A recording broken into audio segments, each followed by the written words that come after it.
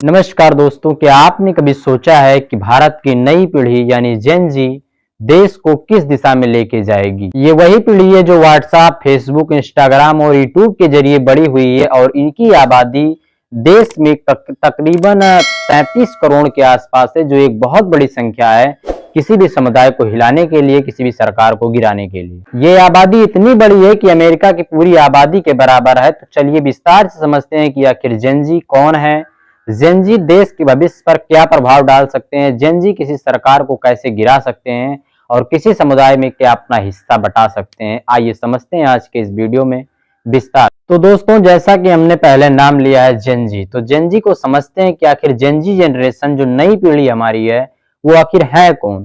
तो जिनका जन्म 2012 से पहले और 1997 के बाद हुआ है वो इस पीढ़ी के अंतर्गत आते हैं, जेन जी पीढ़ी के अंतर्गत आते हैं। इन्हें डिजिटल नेटिव भी इसलिए बोला जाता है क्योंकि ये इंटरनेट और टेलीफोन की दुनिया में पैदा हुए हैं और सोशल मीडिया के जरिए बड़े हुए हैं, तो इनको इंटरनेट नेटिव भी कहा जाता है, डिजिटल नेटिव भी कहा जाता है। अगर हमारे मिलियर्स ने फेसबुक और ऑरकुट देखा तो हमारे जेन जी जो है वो व्हाट्सएप, इंस्टाग्राम, टिकटॉक और यूट्यूब शॉर्ट देख करके बड़े हुए हैं। अगर हमारी पुरानी पीढ़ी टीवी पर कोई न्यूज देखती थी तो जेन जी सब कुछ इंटरनेट पर सर्च करके तुरंत का तुरंत दूध का दूध, दूध का पानी अलग कर लेते हैं और समझ लेते हैं कि आखिर क्या सच्चाई है, क्या बुराई है। अब बात करते हैं कि आखिर जेन जी का जो कैरियर है, शिक्षा है, आखिर इस पर उनका क्या सोचना है, कैसे क्या हुआ।